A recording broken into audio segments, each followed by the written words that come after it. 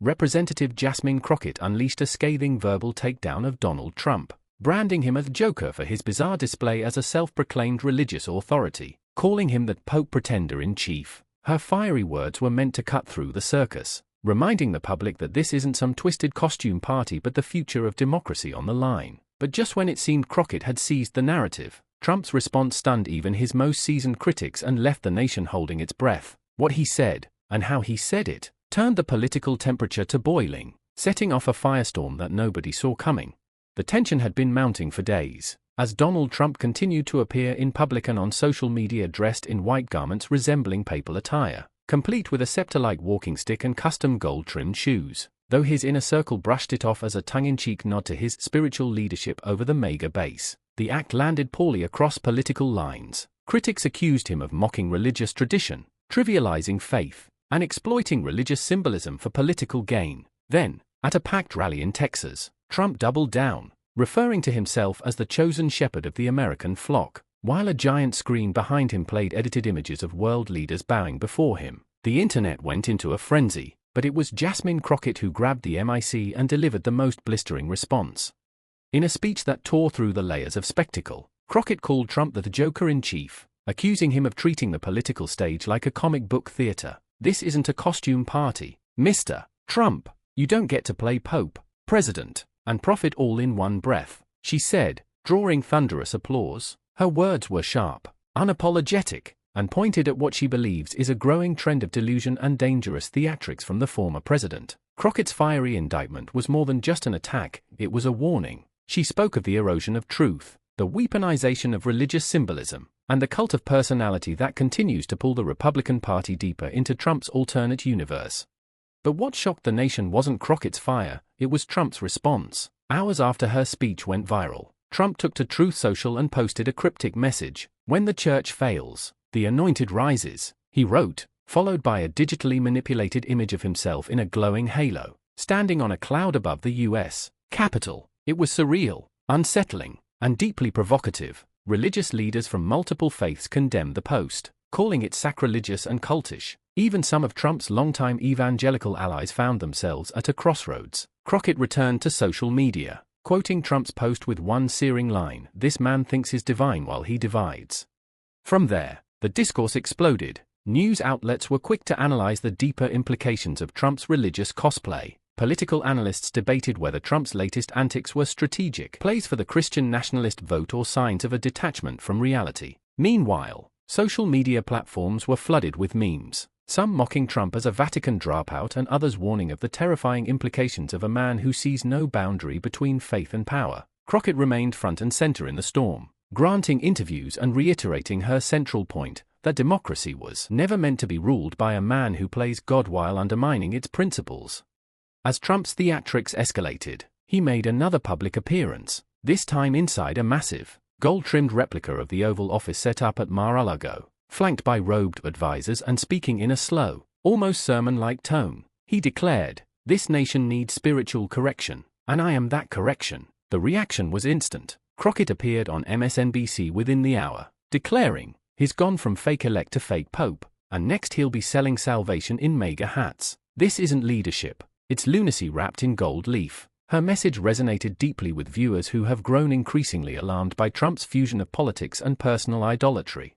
But Crockett's critique didn't stop at performance. She delved deeper, pointing out that while Trump plays dress-up, Americans are struggling with inflation, access to health care, gun violence, and rising hate crimes. "We've got real fires burning across this country, literal and metaphorical, and he's standing in robes, pretending to be holy?" she asked. Her voice carried the urgency of someone who isn't just reacting to a political opponent, but warning against a pattern of cult-like manipulation that poses an existential threat to American institutions. Her speech sparked not only outrage but also introspection across church pews, community centers, and town hall meetings. In an unexpected twist, a number of Republican figures began to voice discomfort. Senator Lisa Murkowski released a statement calling the theatrics unhinged and inappropriate. Former Congressman Adam Kinzinger tweeted, "This is no longer about policy or conservatism. This is about a man who believes he's untouchable, politically and spiritually." Evangelical pastor Russell Moore said, "We are not living in a Roman circus. We are a democracy. and no one, no matter how popular, gets to crown themselves God. The cracks within the conservative camp were suddenly visible, and Crockett's words began to look less like partisan mockery and more like a prophetic warning. Then came the rally in Arizona, an event billed as a spiritual revival but more akin to a political sermon. Trump walked onto the stage in a white cape, greeted by a crowd chanting "Our Father." The spectacle reached a fever pitch when Trump addressed the crowd with the phrase, "Forgive them, for they know not what they do," in reference to Democrats. Crockett, in a passionate response on CNN, said, "We are witnessing the slow-motion corrosion of civic sanity. He's co-opting sacred language to elevate his ego. This isn't a campaign, it's a cult theater." Her message was echoed by historians who drew parallels to dangerous moments in world history where leaders blurred the line between deity and dictator. What's more disturbing to many is how some in the crowd seemed to genuinely believe in Trump's self-appointed spiritual role. Interviews with rally attendees revealed alarming devotion, with one woman saying, "I believe he's sent by God. The Pope is corrupt. Trump is the new moral compass." The shift from political loyalty to quasi-religious faith sent shockwaves through academia, journalism, and civil society. Crockett's voice became a lightning rod for truth in a time of spiraling distortion. She used her platform not just to criticize but to educate, drawing attention to the dangers of unchecked idolatry and the fragility of democratic norms. Trump's next move only fueled the fire. He released a video featuring him blessing MAGA merchandise, baptizing a hat in a golden bowl of water, and ending with a close-up whisper, "Only I can save you." The video went viral instantly, but not for the reasons Trump hoped. Crockett called it a disgrace to faith, politics, and basic decency. Her words drew praise from religious organizations, civil rights groups, and even some traditionally right-leaning voters who were starting to feel queasy about the spectacle. Late-night hosts took aim at the absurdity, but beneath the laughter was a serious question: how far is too far?